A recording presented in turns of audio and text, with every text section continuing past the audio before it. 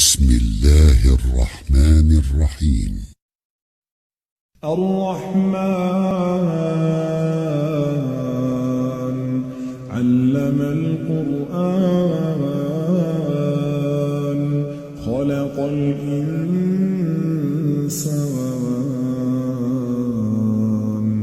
علمه البيان الشمس والقمر بحسبان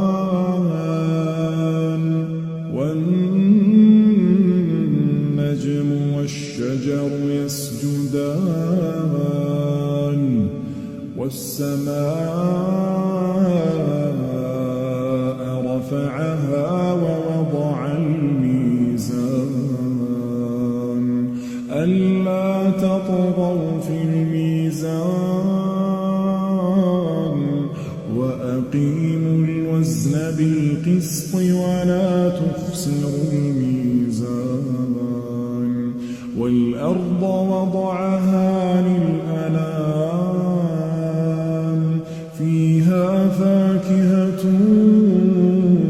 والنخل ذات الأكمام والحب ذو العصف والريحان